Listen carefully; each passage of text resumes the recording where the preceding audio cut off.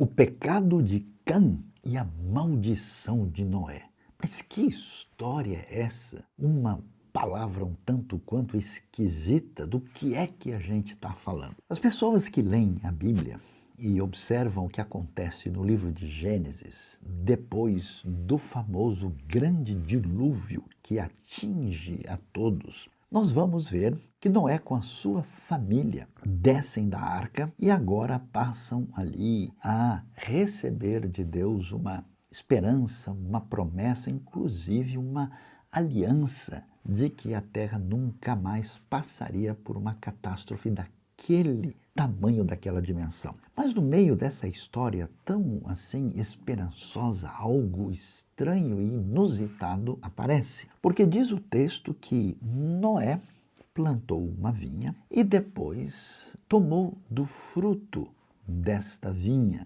E como nós sabemos, o mundo antigo não tinha como preservar um suco de uva de maneira permanente, e aparentemente Noé não tem toda a compreensão do que está acontecendo, e ao tomar já o que era um vinho decorrente da fermentação, ele fica embriagado. E nesse processo de embriaguez, sem entender bem o que está acontecendo, ele fica despido. E na sua nudez acontece algo absolutamente inesperado. Seu filho Cam, em hebraico dizemos Ham, conforme o relato do capítulo 9, vem e vê Noé naquela situação difícil. Então ele, depois de contemplar a nudez do seu pai, ele vai dizer aos seus outros irmãos que, temerosos e de maneira muito respeitosa, voltam-se ali de costas para não contemplar a nudez de seu pai. E aí, ao término dessa narrativa, o texto então vai nos informar que quando Noé foi despertado do vinho e soube o que tinha acontecido, ele lançou palavras pesadas a respeito de Cam e da sua descendência. Inclusive, chega a dizer que a descendência de Cam haveria de servir a descendência de Sem. Quando nós lemos isso e olhamos para esse texto, vamos falar a verdade, a gente fica meio confuso e absolutamente perdido. Parece que aquilo não faz muito sentido. E a primeira coisa que surge quando algumas pessoas apressadamente, sem um conhecimento mais adequado, tentam explicar o que esse texto está dizendo, elas acabam tirando conclusões indevidas e absolutamente dispensáveis. Qual é a questão? Do ponto de vista de algumas pessoas que não observaram bem os detalhes que ali estão, essas pessoas chegaram a sugerir que o problema de Cam é que ele teria abusado de seu pai, que ali estaria envolvido alguma coisa de perfil sexual nessa situação dali descrita, e por isso tentam explicar, olha, a palavra de Noé foi tão dura, tão pesada, porque de fato Cam tinha feito algo muito absurdo, por isso que aquilo aconteceu dessa maneira. E o que podemos dizer dessa sugestão?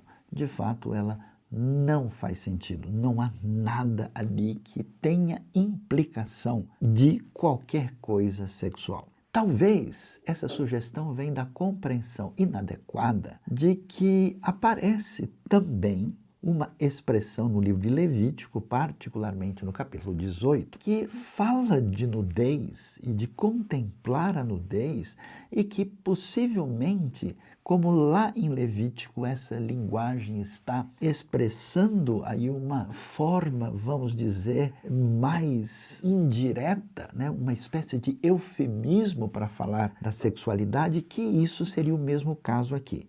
Mas o fato é que isso não é verdade. E não é verdade por quê? Porque quando lemos Gênesis capítulo 9, no verso 22, onde o texto menciona especificamente o que aconteceu entre Cam e Noé, nós vamos ver a palavra nudez em hebraico, ervá, acompanhada do verbo ra'á.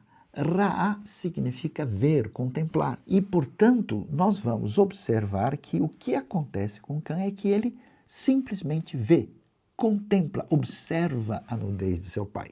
Quando nós continuamos lendo o texto que acontece depois do verso 22, é muito valioso observar que, logo em seguida, os irmãos de Cã, Sem e Jafé, filhos de Noé, eles voltam de costas, atenção, para não ver a nudez do pai. Então, observe novamente, Ra com Ervá, nós temos a expressão ver a nudez.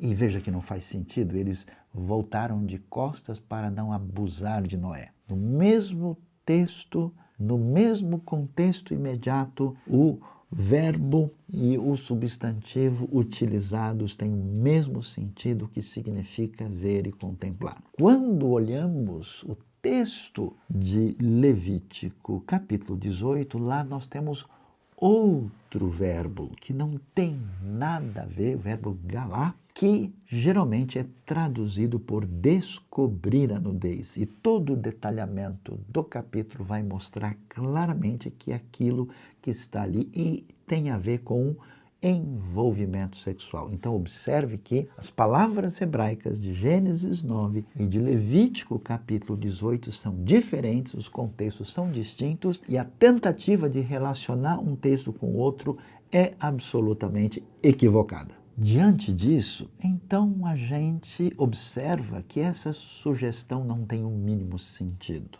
Então a pergunta que se faz é, mas o que está envolvido? Afinal de contas, o que acontece nesse cenário? Vamos entender que numa sociedade antiga, particularmente nesse contexto semítico, a relação de honra, de respeito ao pai, à mãe, é muito significativa e importante. Nós vamos ver que essa ideia de que você deve não só honrar, mas ter um cuidado especial para com seus progenitores tem um valor significativo. Por isso, quando Cã observa a situação de Noé, a expectativa é que ele, alarmado, tentasse fazer alguma coisa para socorrer o seu pai naquela situação. Ele deveria ter tentado cobrir o pai ou fazer alguma coisa, mas é curioso que ele reage de uma maneira, para aquele contexto, muito fora do minimamente razoável. Nós não temos detalhes de como ele fez isso, mas aparentemente, de uma maneira um tanto quanto despretensiosa e pouco preocupada, ele vai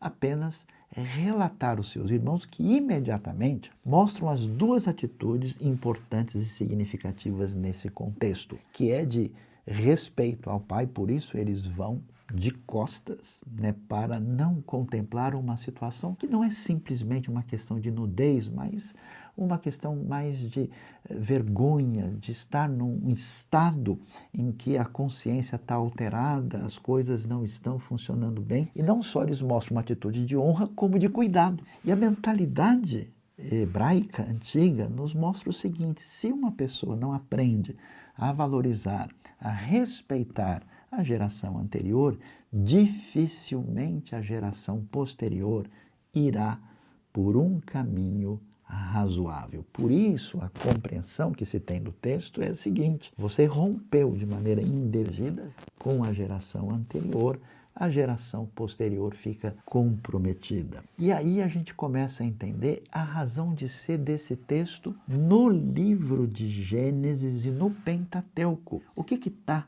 por trás de tudo isso? A grande verdade é que o próprio texto bíblico vai dizer, inclusive nesse texto claramente aparece aí a expressão que Cã é antepassado, é pai de Canaã. Aí você entende, puxa, então quer dizer que isso tem a ver com a origem dos cananeus? E peraí, e quem é descendente de Sem, dos semitas? É o povo hebreu. Então esse texto está dizendo para a gente o seguinte: sabe aquilo que a gente vai observar na própria história bíblica, que futuramente, depois do relato da narrativa, os hebreus conquistam a terra dos cananeus? E nesse caso, os cananeus vão se tornar servos dos hebreus, o que tem tudo a ver com isso que aparece aqui. A intenção histórico-teológica do texto mostra essa realidade. E por que é tão importante dizer isso? Porque, preste atenção, da descendência de Cã ou de Ham, nós vamos ver também outros nomes como Fut, como Misraim, como Cuxi, que eram nomes de localidades no nordeste da África. Então, esses nomes significavam Líbia, Egito e Etiópia. E por causa dessa percepção inadequada, olha só o que aconteceu na história da má interpretação da Bíblia. Algumas pessoas disseram o seguinte: está vendo o que acontece?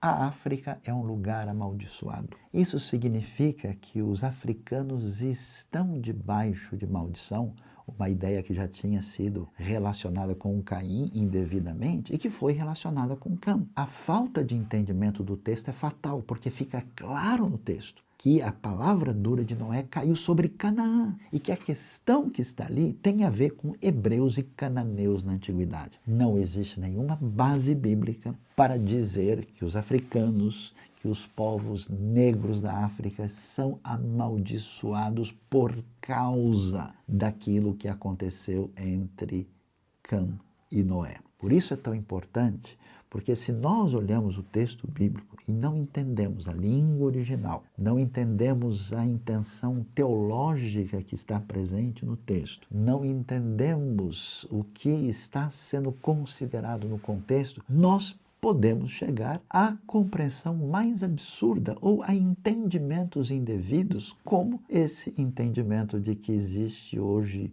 uma raça, ou um continente, ou um grupo de pessoas amaldiçoadas, o que não é o caso. E entendendo que existem elementos ligados à sexualidade, quando no texto original isso não está lá. Então, fique ligado e aprenda mais sobre boa interpretação para não entrar em confusão. Conselho do amigo Saião.